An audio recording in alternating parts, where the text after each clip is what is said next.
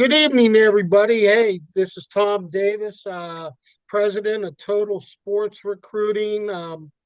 Back doing some interviews and thought that I would go to a really knowledgeable guy, good friend of mine, Coach Sean Loyd of West Virginia State University, Division II school in the Mountain East Conference, and very good program, up and coming, top tier D2. And I'm just going to turn it over. I'm going to say, Coach Loyd, hey, introduce yourself, give us a little background, let us know about the school, and then we'll talk some recruiting and some changes and what it's all about now. West Virginia State's about 9 miles west of Charleston, West Virginia, which I don't know if everyone knows that's our capital. Some people think it's Richmond. I was in South Carolina and told someone I was from West Virginia, and they said, "Yeah, I've been to Richmond several times." Yeah, wrong state. But no, we're a Division II program. I've been there. I spent 20 years as the assistant coach and just finished my 10th year as the head coach. We made it to our conference championship game last year, and we're like everyone else right now, out on the recruiting trail and trying to put the finishing touches on this recruiting class. Well, that's awesome. Talk a little bit. You know, are you still looking for 2024s to fill out your roster, Coach?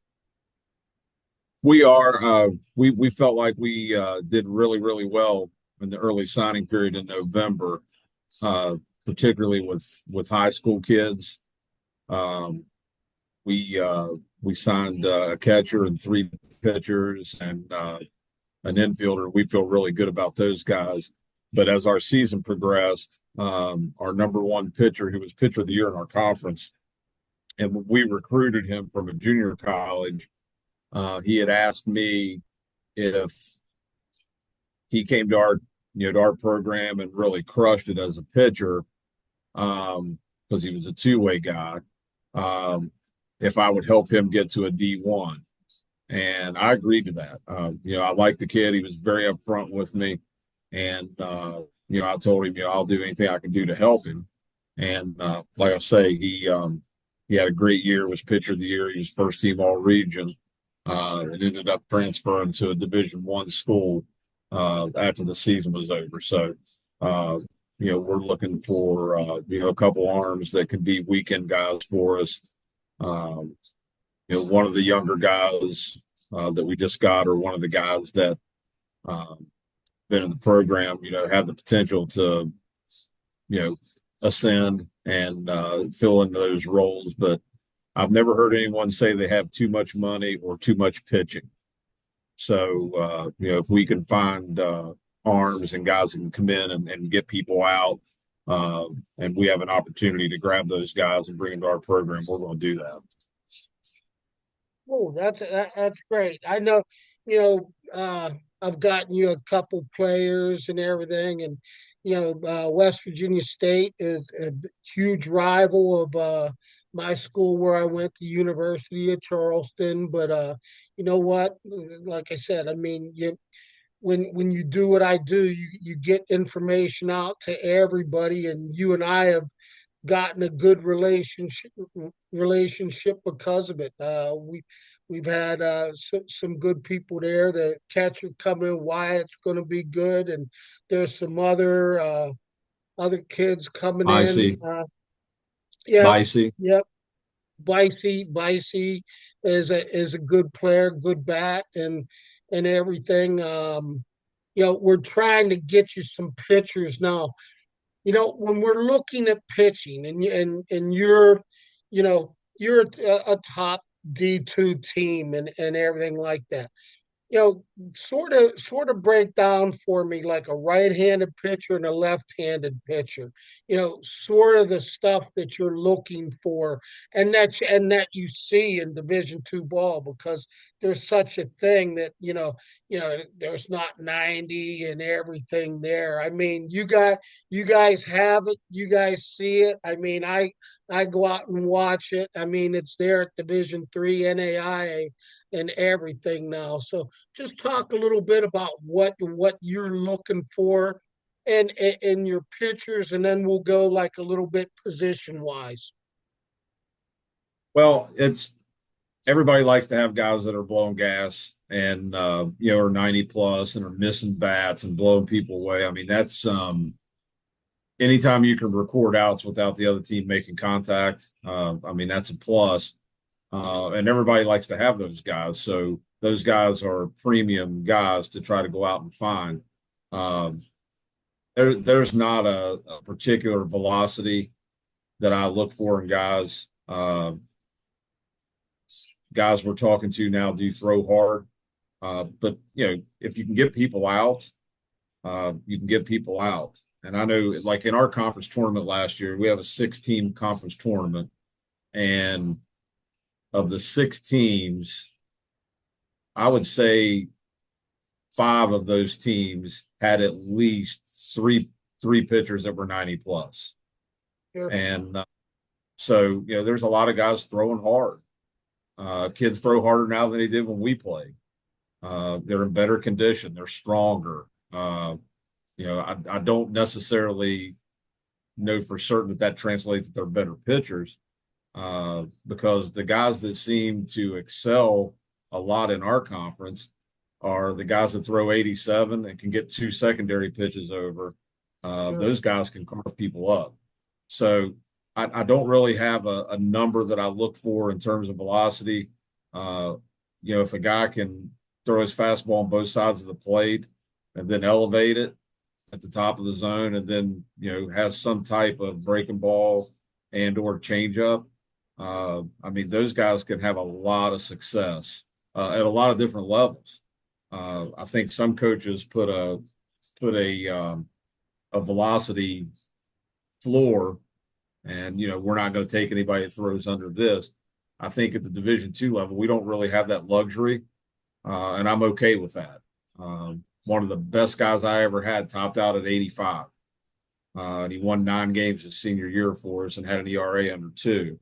But he had 3 pitches he could throw anywhere on the plate at any time in the count.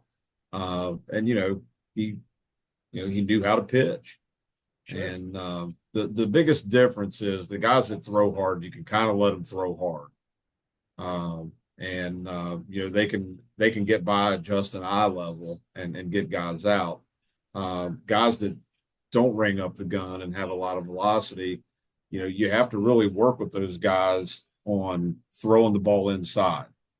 Because I believe the less velocity you have, the more you have to pitch inside.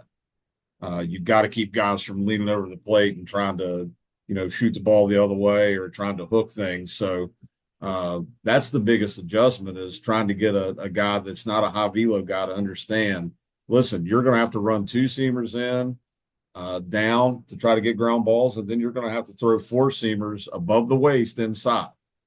And getting those guys to learn that, and that's part of the fun.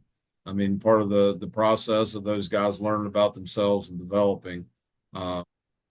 So there's not I guess there's not a particular type of pitcher I'm looking for. Obviously we all want guys that are willing to compete and that are tough and tough minded and all that, but sometimes that takes time.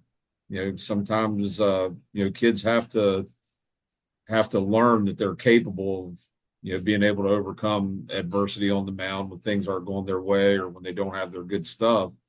And the only way they can learn it is you have to be able to be willing to put them in those positions and put them in those situations.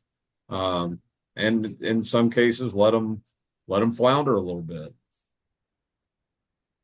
Sure. I mean, you know as well as I did, Coach. I mean, the game of baseball is more a failure game and how you handle it and everything like that. I mean, we'd all love to hit 1,000 and all that, but you're never.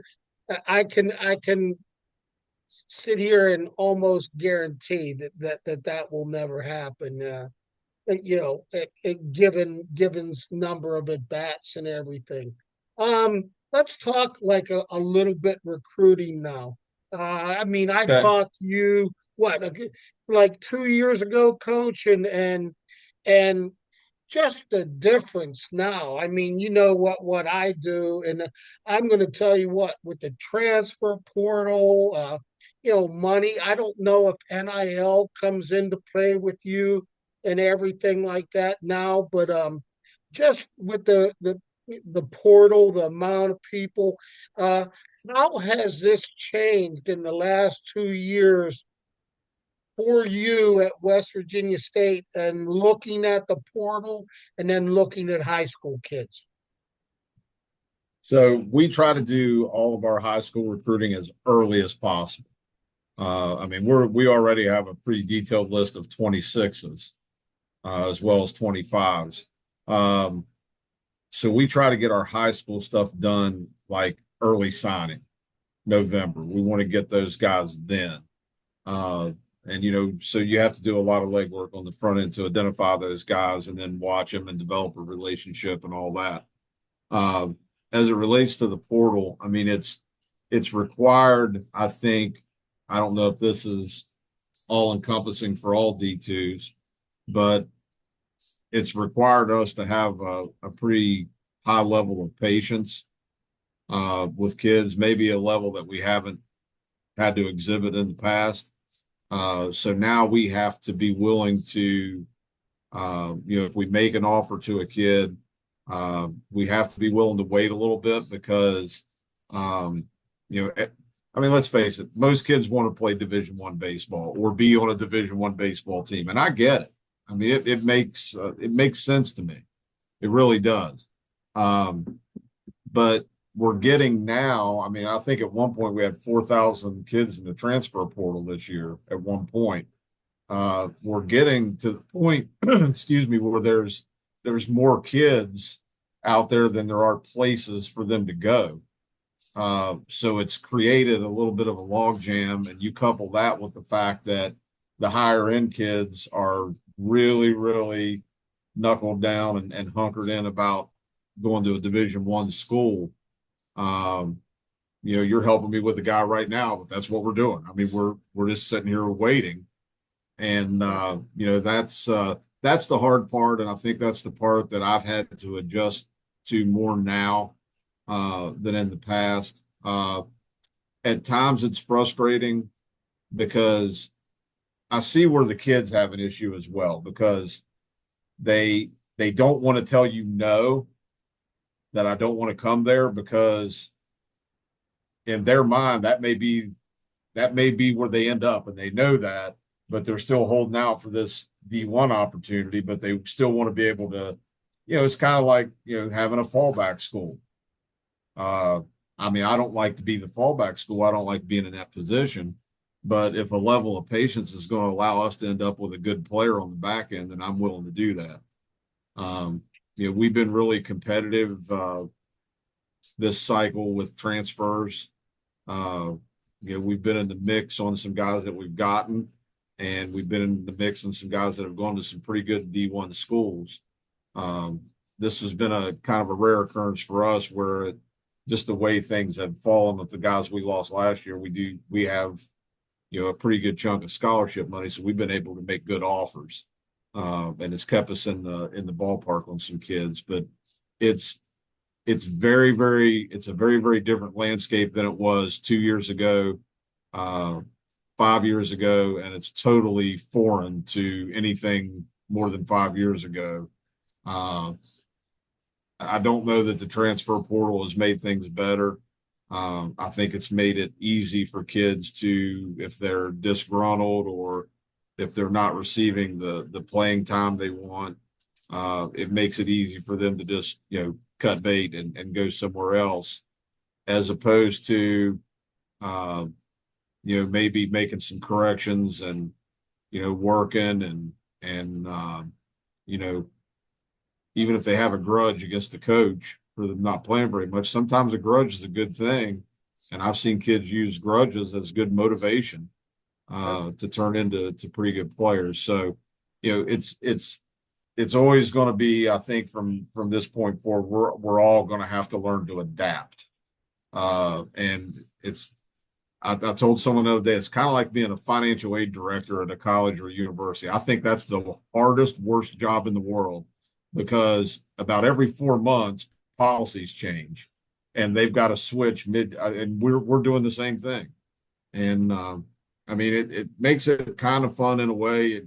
We've talked to more kids this year than we've ever talked to in a recruiting cycle.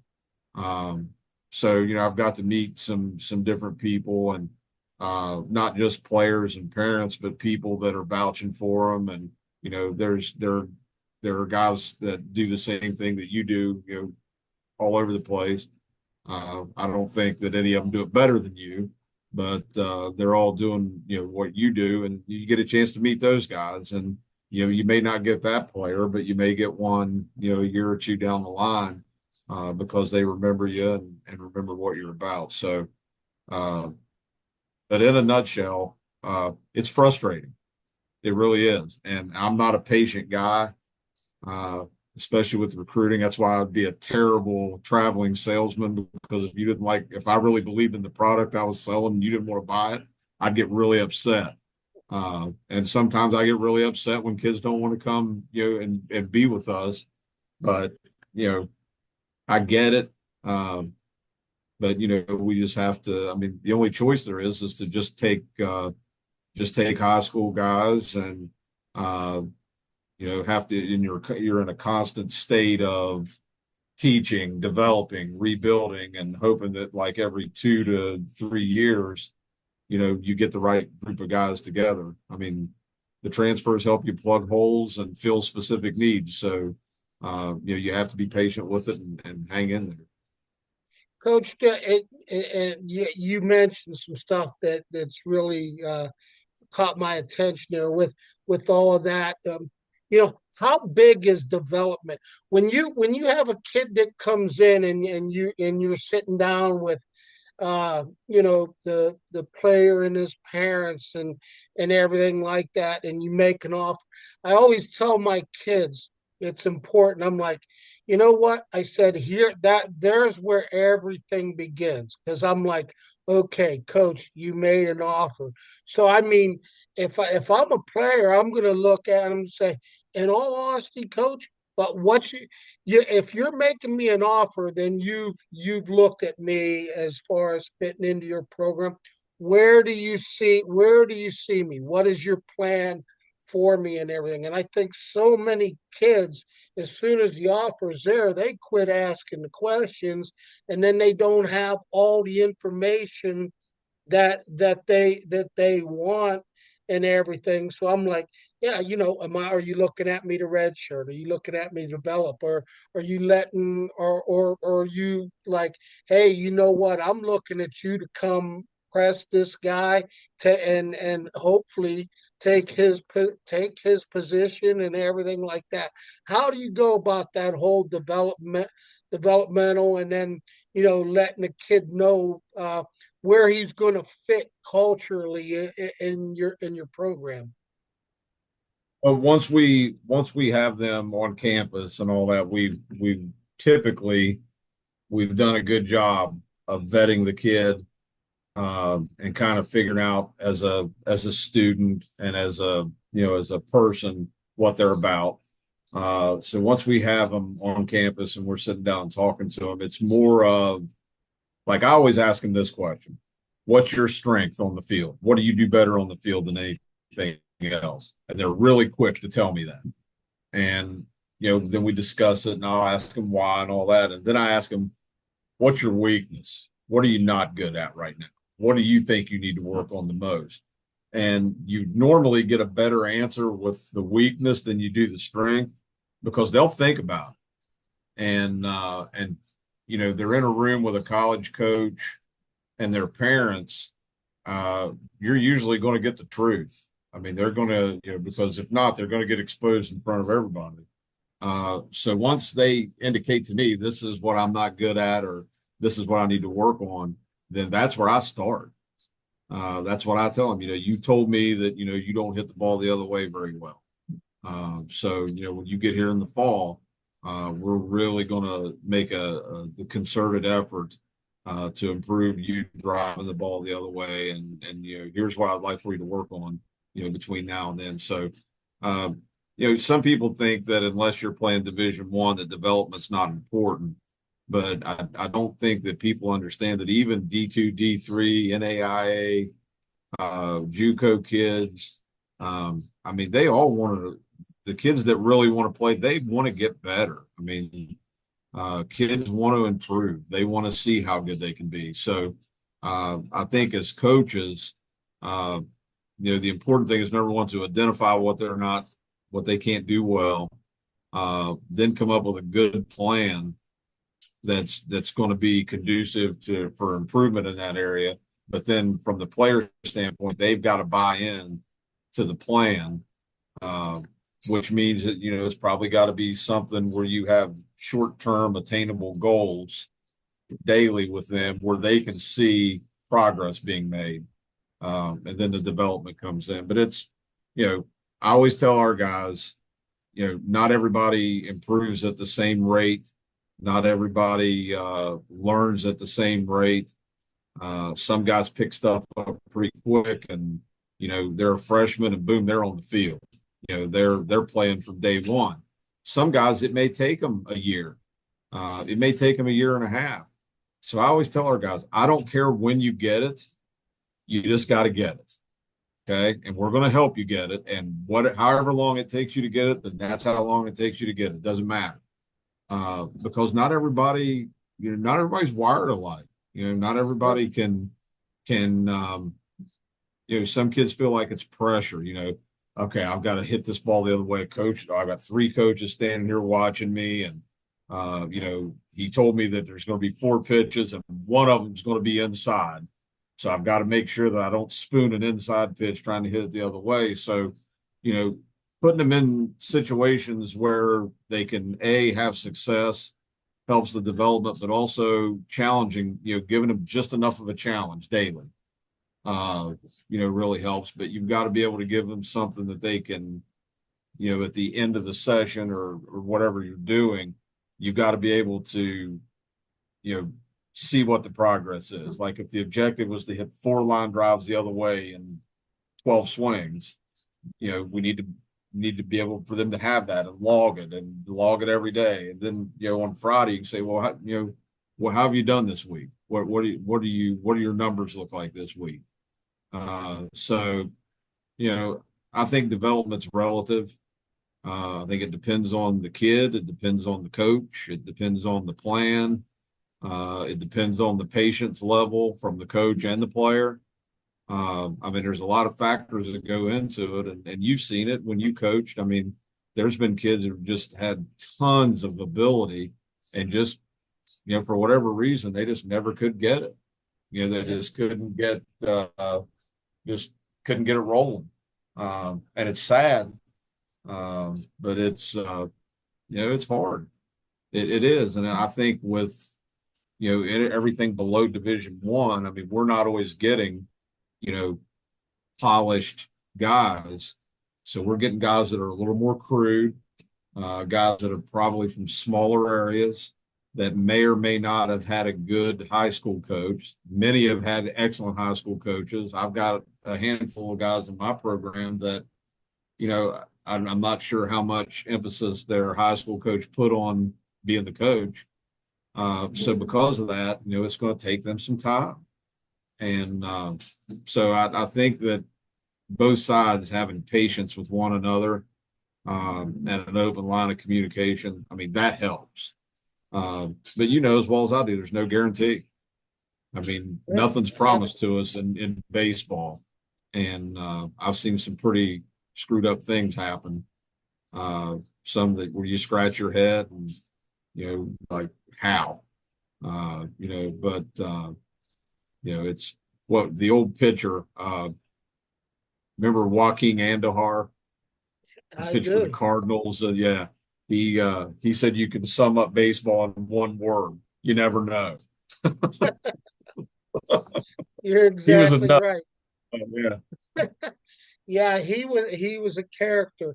Well, it's Yeah, I mean loving what you said because you know I talk to so many coaches, and you and I talk. Well, it seems like mostly every week, and all that. But the thing about it is, I think that right now that the Division 1 is trying to get into a they're looking at polished product and all that coming in. I commend you guys because I'm going to tell you what I've had some mid majors that I talked to their coaches and they're like, yeah, you know what he said, it's like we're the development league for the big boys. These, we'll find these great kids and develop them and everything, and then okay, well, it's time to sit there and go P4 or something like that. And I just think that the whole transfer portal just makes it so hard, and so many people don't know, how to sit there and handle it. And it's like you said, 4,000. There. I mean, I've seen it to where it's been like over 5,000 and stuff like that. And the crazy thing about it is people don't realize probably 30 to 40% of those kids never go on to go anywhere and play, and the transfer portal is like their end of the game and everything like that. So it's tough. I'm going to continue to send you good information on kids, and all you got to do is pick up the phone and ask me what I think about somebody or anything like that. But I think that we got a good general idea about how things are, and how they're so much different and everything. And um, last, if you could just say, like, what guys, like me and everything mean getting you information on kids and all that and what it means to you is, I mean, that'd be important to help me out. well, I mean, I'm not going to be able to see a kid in Texas, or I may not know a kid, uh, in northern Pennsylvania. But if I get the name and get information on him, having guys like you, uh, who number one, I trust. Number two, I know you know how to evaluate. Number three, you know me and you know what my value system is. So it's a blessing for me because I can make a call and say, hey, what do you think about John Smith? He's out. I heard he's out there, and you can say, well, yes or no. We had a discussion about a kid the other day, this morning, and Sure. so I think that the amount of information that you guys have on kids, and then the networking that guys like you do with one another, I'm sure that I can call you about a kid in Nebraska, and within 3 phone calls, you can have some information about the kid for me. So uh,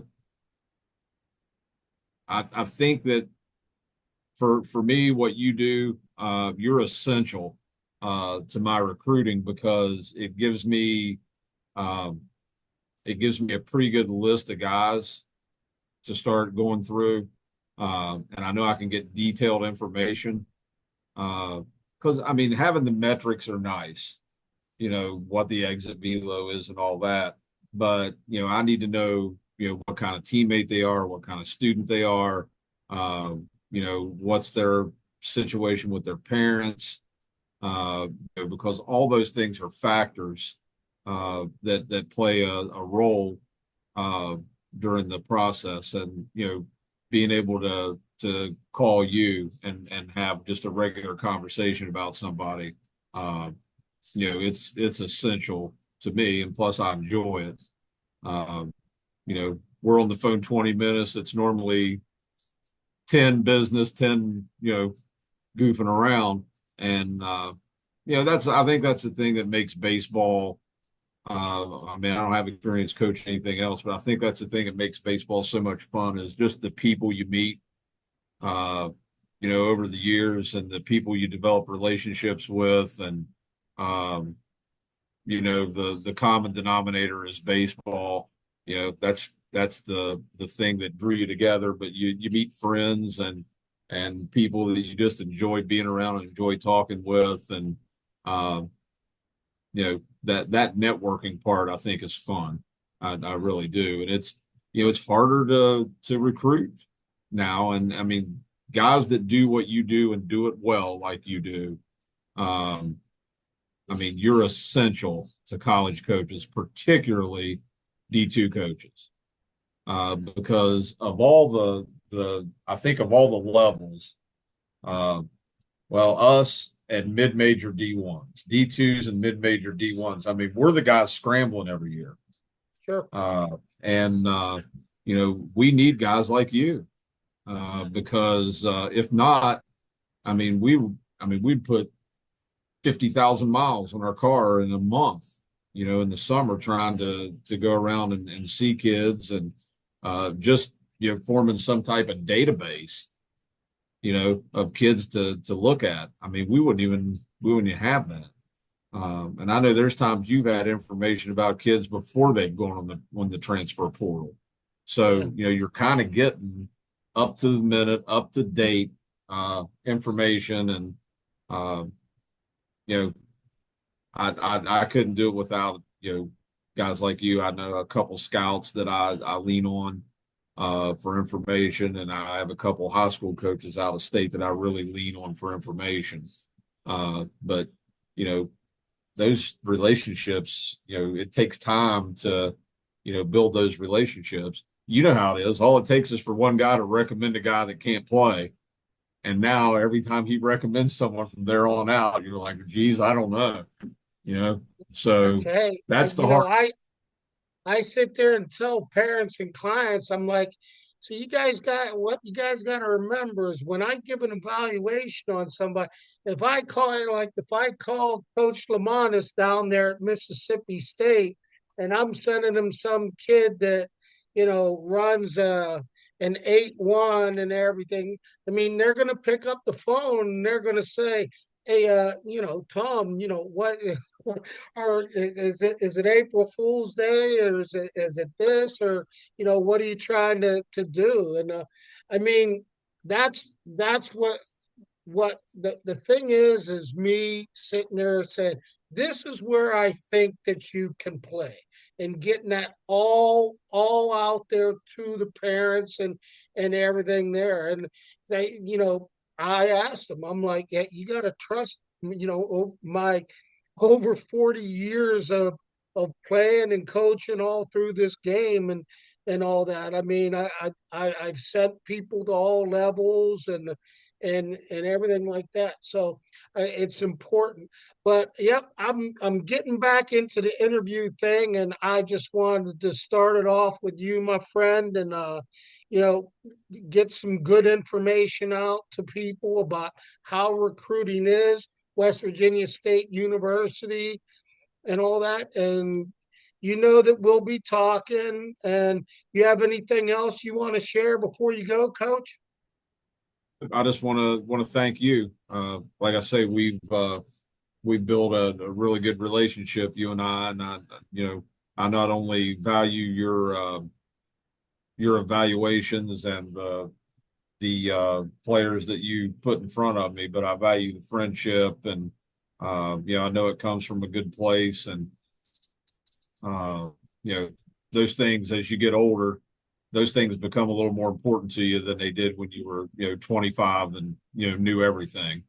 uh, so I just want to thank you for what you do. And I think that if a lot of parents were really honest themselves, uh, you've helped a lot of kids. Oh yeah. And you've helped a lot of kids get in good situations.